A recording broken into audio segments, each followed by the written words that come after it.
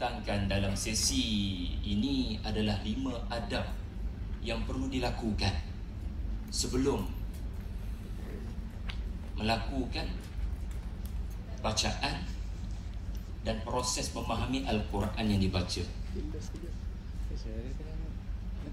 Dan apa yang akan saya bentangkan ini adalah petikan daripada surah Taha ayat yang ke-9 hinggalah ayat yang ke-16. Jadi adakah anda sudah bersedia? Nampak kelaparan belaka. Pertama sekali, membetulkan mindset, membetulkan niat membaca Al-Quran, membetulkan tasawwur. Because how do you see something determine what you will get.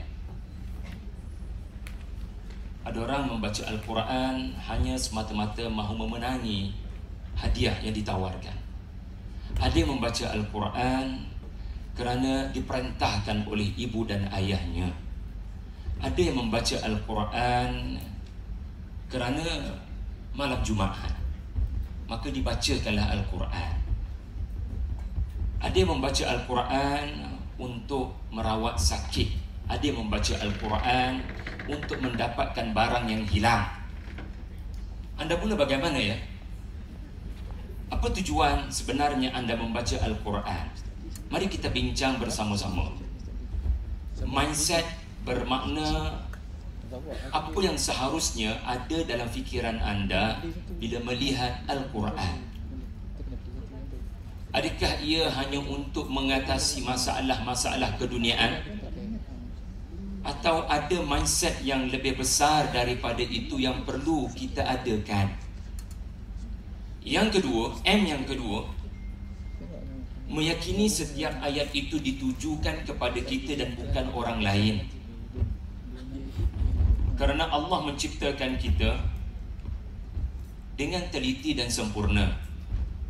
Allah yang sama mengetahui apa yang kita perlukan untuk selamat di dunia dan di akhirat. Yang ketiga adalah merendah diri dan membuang rasa sombong. Yang keempat adalah mendengar dengan teliti bacaan tilawah. Dan yang kelima adalah memohon supaya dijauhkan daripada syaitan. Ini 5 perkara yang perlu dilakukan sebelum anda memulakan proses tadabbur. Baik, mari saya huraikan dengan pedoman daripada kisah Musa alaihissalam di Lembah Tua. Adakah anda pernah mendengar kisah Musa di Lembah Tua? Tahukah anda Tua itu di mana? Bukan tua, Tua. Al-Quran banyak memberikan liputan mengenai babak ini. Namun bila kita renung dengan panjang dari ayat ke ayat, Allah Subhanahu wa ta'ala seperti mahu berbicara mengenai sesuatu.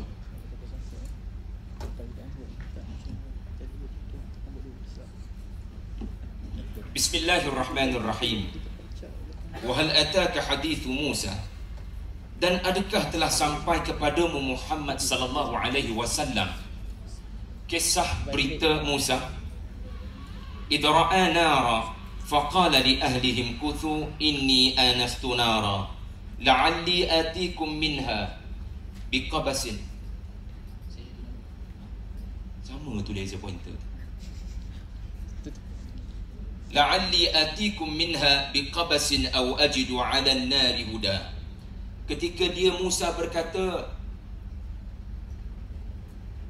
dia melihat api, lalu dia berkata kepada keluarganya, duduklah kamu di sini semua, sesungguhnya aku telah melihat api. Mudah-mudahan aku dapat datang kepadamu kembali dengan sebahagian daripada api berkenaan dan membawa nyalaan api berkenaan, atau aku dapat petunjuk daripada sumber api berkenaan. Gabriel sebenarnya ni.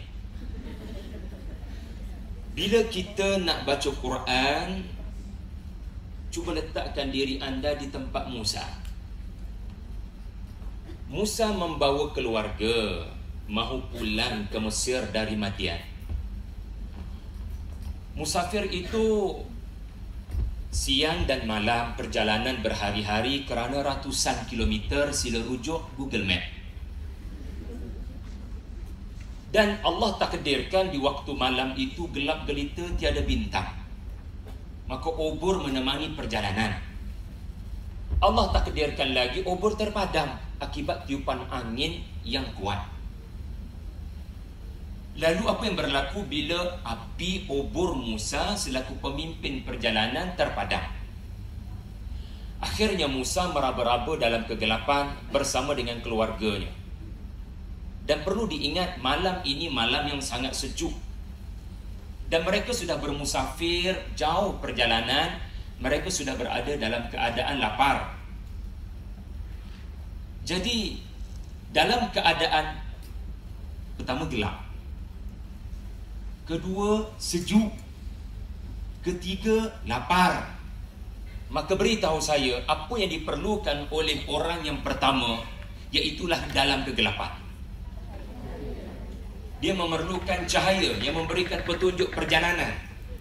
Apa pula yang menjadi keperluan bagi orang yang berada di dalam kedinginan, kesejukan? Api yang boleh menghangatkan tubuh, nanti mati menggigil. Sejuk menggigil yang boleh membawa kepada kematian. Dan apabila seseorang itu lapar, dia memerlukan apa? Makanan.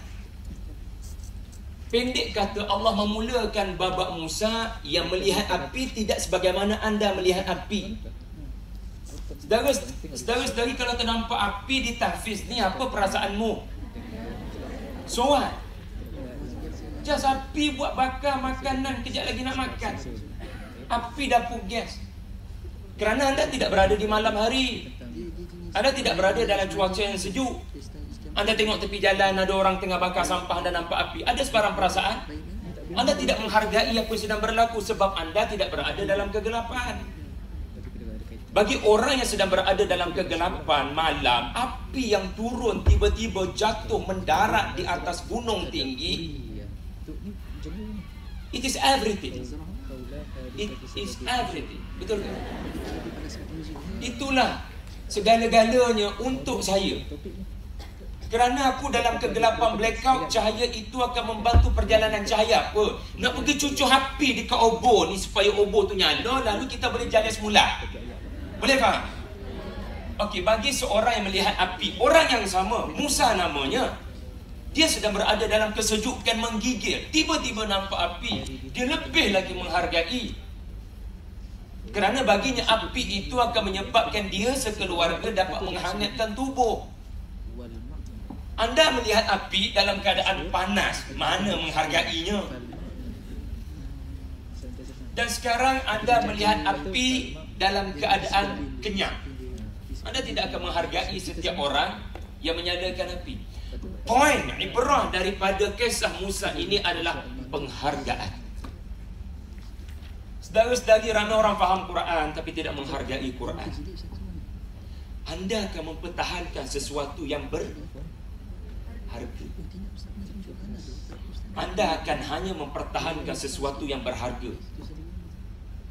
Jadi di mana harga Al-Quran dalam hidup anda? Seorang kanak-kanak yang berusia 1 tahun, anak ketiga saya, bila melihat kertas merah ini, apa agaknya dilakukannya? Usah ingus. Tapi kalau saya beri pada UIA Kuantan, saya bagi pada anak-anak Tahfiz, apa perasaan kamu? Kamu seperti desperate, terlalu memerlukan. Terima kasih bang,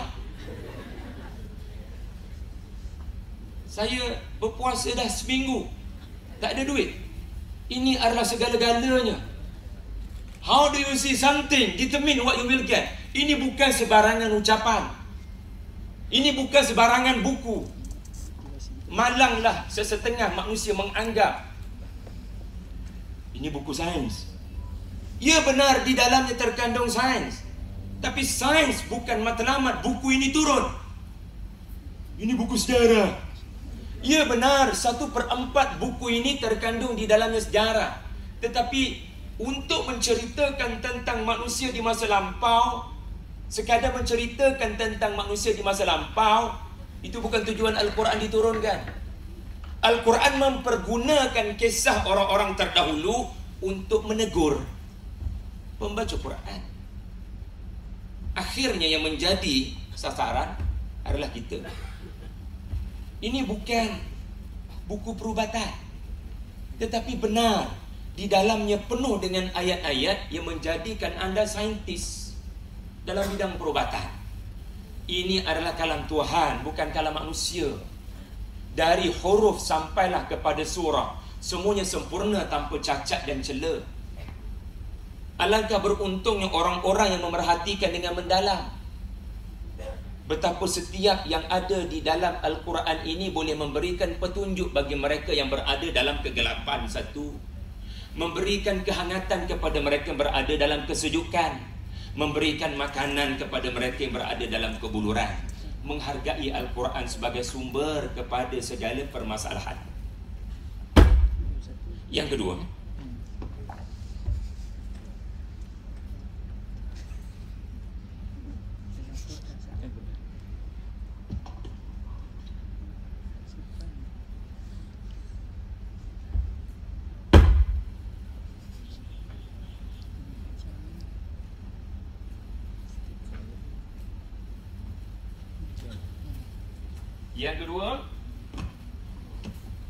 bila kita baca Quran, walaupun ada cerita Zulaikha,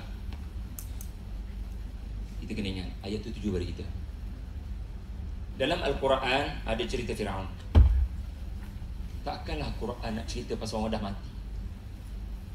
Anda baca Yasin semalam.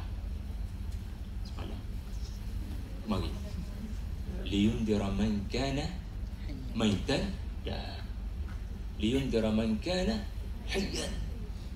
Quran turun memanglah menceritakan tentang orang-orang yang dah mati, tetapi tujuannya adalah untuk memberikan peringatan keras kepada yang masih hidup. Liyundira man kana hayyan.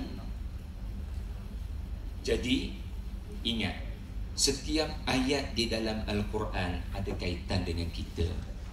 Cuma keterbatasan ilmu menyebabkan kadang kita tak jumpa kaitan tu lagi sekarang.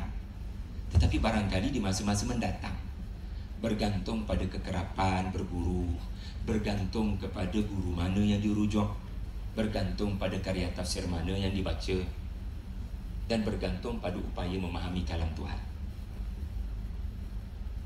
Kita kena ingat, bila kita baca surah Yusuf, ada ayat uqtulu Yusuf aw itrahuhu ardan yakhlu lakum wajhu abikum wa takunu min ba'dihi. Sambung tahfiz.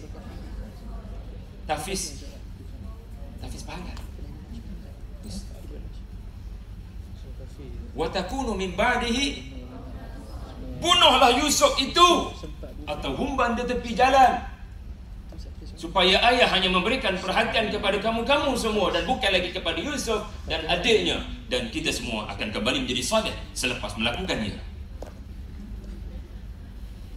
Ingat, ayat tu memanglah menceritakan tentang saudara-saudara Yusuf yang sudah lama wafat. 3000 tahun sebelum Masihi punya cerita. Cerita kat Mesir, aku duduk Malaysia. Cerita 3000 sebelum Masihi, aku 2019 selepas Masihi. So what? Tadabbur, yakni memerhatikan dengan mendalam, akan menyebabkan anda menemui diri anda dalam ayat berkenaan. Ayat tu apa agaknya teguran kepada saya? Ulang balik ayat tu. Wa takunu min ba'dihi qauman salihin. Selepas kita melakukan aksi brutal dan radikal kepada Yusuf, kita akan kembali saleh dengan taubat bersama-sama dengan ayah. Bukankah ayah kita Rasul? Anak kepada Rasul Ishak, cucu kepada Rasul Ibrahim. Doa siapa yang paling mustajab kalau bukan doa ayah kita? Once ayah kita mendoakan pengampunan dosa kepada kita, Segala yang telah kita lakukan kepada Yusuf akan diampunkan dengan mudahnya. So jangan risau. Just humban saja ke tepi jalan, and then kita bertaubat. Fikir sekejap, penyakit tu penyakit saudara-saudara Yusuf sahajakah? Alah, kali ni je kita dating. Dan abang nak pegang tangan je pun, tak nak pegang benda lain. Nanti 27 Ramadan kita taubat sama-sama. Rasa-rasanya penyakit itu bukan hanya penyakit saudara-saudara Yusuf. Terima kasih Allah kerana kau tidak menyebut nama saudara-saudara Yusuf. Lalu kisah itu juga kisahmu dan kisahku. Iaitulah meyakini Tuhan sangat pengasih, lalu bolehlah buat maksiat sekejap. Itu bisikan syaitan paling berat berjaya. Itulah yang dibisikkan Yaqub kepada anaknya. Inna syaitan lil insan aduwwum mubin. Syaitan membisikkan kepada saudara-saudara Yusuf. Anak Nabi, kita ni bukan anak Nabi, anak ustazah je. Anak-anak Nabi yang bernama Qabil Habil pun boleh tumbang. Ini kan kita. Jadi jaga-jaga adik-adik. So, setiap ayat Al-Quran disasarkan kepada kita sebenarnya. Kerana Musa, anda kira sendiri dalam surah Taha berapa kali ya Musa. Allah sebut directly nama. Maknanya Allah kenal benar siapa orang tu. Dia sedang datang kepadaku mencariku. Barang siapa mencariku dan mahu mendekatiku, akan ku dekatinya Allah Azza wa Jalla. Allah kenal benar satu orang lelaki yang bernama Musa. Dan Allah mengulang tidak sekali. Ya Musa, ya Musa, ya Musa, ya Musa. Anda kira sendiri. Kenapa anda kena kira? Sebab saya tak sempat kira. Anda kira sendiri. Ini menunjukkan aku kenal benar Musa. Dan aku kenal benar setiap yang membaca Al-Quran. Maha suci Allah daripada menurunkan Al-Quran yang tidak relevan dengan diri anda. Maha suci Allah menurunkan Quran yang tak ada kena-mengena dengan hidup saya. Quran berbicara tentang zanjabila, suratul insan. Zanjabila, mana ada kita makan benda tu dekat Malaysia? Suratul insan membicarakan tentang kafura. Apa benda tu? Itu Quran terlalu Arab. Quran terlalu kearaban. Saudara-saudara yang mempertikai perkataan-perkataan itu, bukan saudara-saudara lah, orientalis sebenarnya, mereka tidak melakukan tadabbur. Quran ada sebab mention herba tanah yang boleh ditemui di negara Oman. Namanya zanjabila. Yang kritik tu dia tak pernah kaji herba tanah akar kayu dari negara Oman berkenaan. Quran sebut zanjabila kerana ada nilai daripada makanan berkenaan. Bila masuk dalam minuman, ia memberikan kekuatan fizikal, tenaga yang tidak putus-putus anda takkan penat dengan memakan akar kayu berkenaan. Bukan makan akar kayu lah, herba tanah berkenaan. Jadi nak bagi tahunya ahli syurga sentiasa bertenaga, tidak letih dan mengantuk seperti barangkali sekarang. Ahli syurga takkan mengantuk kerana zanjabila. Okey, 5 minit baki masa saya. Kemudian untuk Quran ini berkesan bila kita tadabbur. Jangan sombong.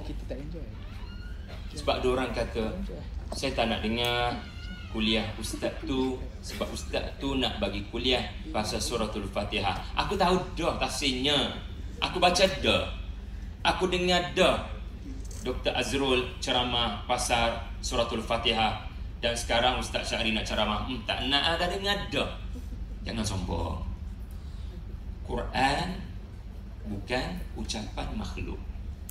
Setiap ulama menemui perkara yang berbeza dari ayat yang sama. Itu tanda ini bukan kalam sebarangan. Bagaimana satu kalam kajian ke atasnya tidak pernah terhenti. Ni saudara-saudari duduk dalam dunia akademik, Saya dalam bidang tafsir sekarang, sedang selesaikan master. Aneh bila kita buat LR, orang sentiasa gairah mengkaji Quran, seolah-olah apa yang mereka nak kaji ini sesuatu yang orang-orang sebelumnya tidak pernah menemuinya. Dan beritahu saya, adakah aktiviti tafsir telah tamat? Jangan buat tafsir lagi, tafsir dah selesai. Ibnu Katsir dah menyempurnakan tafsir. Mana ada? Saudara-saudari, sahabat saya Hafizul Faiz, dia ada baca-baca sedikit. Dia kata jumlah tafsir sejak daripada zaman sahabat sampai ke hari ini ada lebih daripada 3,000 lengkap, 30 juzuk, 3,000 jenis tafsir. Yang Ahlussunnah pun ada, yang bukan Ahlussunnah pun ada, tapi jumlah kesemuanya, yang tafsir sesat pun ada, tapi ambil saja jumlah 3,000. Sedangkan dokumen yang sama sampai 3,000 orang mentafsirkan, maknanya setiap orang tak puas hati dengan penjelasan orang-orang sebelumnya. Kerana mereka hidup di zaman yang barangkali berbeza, tetapi ayat itu menawarkan terapi. Ayat itu memberi kekuatan pada mereka, khususnya ulama-ulama yang dipenjarakan. Mereka menemui sesuatu daripada ayat itu yang barangkali tidak ditemui dalam karya-karya klasik orang-orang terdahulu. Jadi, apabila anda melihat Musa, perkara pertama Allah perintahkan bukan ikra. Perkara pertama Allah perintahkan kepada Musa adalah tanggalkan sepatu. Sebab kalau anda keluar daripada dewan ni tak pakai selipar, orang akan memandang anda sebagai kesian kat dia, selipar pun tak ada, jom tolong dia. Orang akan memandang hina. Untuk Quran, Allah Ta'ala bagi rahmat dengan asbab Quran. Buang perasaan yang saya ada kelebihan. Kita kena buang sebab kita nak menghadap Tuhan. Kita nak bercakap dengan Tuhan. Bercakap dengan bos tak apa, tapi bercakap dengan Tuhan, buang segala benda ego ni. Kena kata I'm nothing, aku tak ada apa. Bab kata suratul Mulk, farji'il basar karrataini yang qalib ilaikal basar khasi'an wa huwa hasir. Khasi'an artinya dia seperti merasakan dirinya khasi'in, anjing yang tidak boleh didekati oleh manusia kerana kotornya dirinya. Kerana Bani Israel ada yang disumpah kunu kiradatan khasi'in, khasi'an hasir. Jadi nak katanya, bila kita menghadap Quran, banyakkan istighfar sebelum baca Quran. Kerana dosa boleh menghalang daripada Quran menjadi asbab kita dapat rahmat Allah. Ada orang hafal Quran, ada orang tulis Quran tafsir, ada orang mengajar Quran, tetapi belum tentu mereka mendapat rahmat Allah. Sebab itu matlamat buka Quran adalah rahmat Allah. Asbab rahmat Allah adalah buka Quran. Jangan nampak proses tapi tak nampak matlamat. Biar nampak matlamat, menerusi proses. Kemudian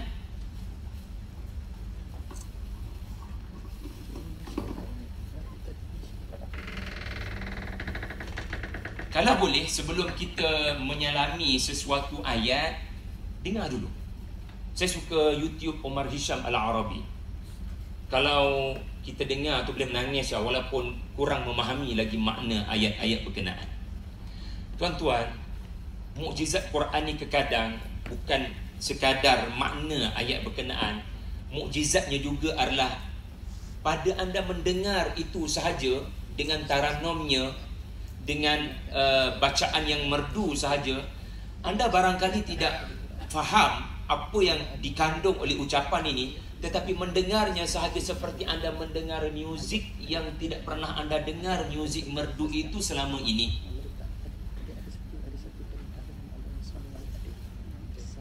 Jadi peruntukkan masa untuk mendengar dan mengulang mendengar, dan sebaik-baik mendengar Al-Quran adalah selepas anda membelik terjemahannya terlebih dahulu. Bilik terjemahan dulu, tengok and then ulang. Biar anda dengar, bukan anda baca, anda dengar orang lain, imam-imam besar baca. Kerana bacaan mereka bacaan yang subhanallah. Dengar Quran sahaja boleh melembutkan hati. Sebab barangkali kita bila baca lebih best daripada imam tu, jadi tak payah baca. Baik kita dengar imam tu baca. Musa diperintahkan Allah, I will say something to you, please listen carefully. Ustaz Syahmi sebut apa tadi, peranan ta. Apa beza asmi' dengan istami'? Bila ada ta, kalau Ustaz Dr. Zrul, sami'a fi'il amar dia apa? Isma. Sami'a Isma. betul tak? Kalau isma, dengar, aku akan berfirman sesuatu kepadamu Musa. Tapi bila tambah ta, macam Ustaz Syamil jelaskan tadi, daripada dabbara kepada tadabbara, fa'ala pada tafa'ala, dia ta tu ta yang menunjukkan usaha lebih sikit. Tak, tu tak struggle. Maknanya aku tak nak kau dengar sahaja, aku tak nak kau dengar dengan teliti, aku nak kau struggle dengar dengan betul-betul penghayatan. Fastami' lima yuha. Jadi dengar dengan teliti, seolah-olah anda tidak pernah mendengar ayat berkenaan, seolah-olah anda tidak pernah mendengar ayat berkenaan. Dan akhir sekali,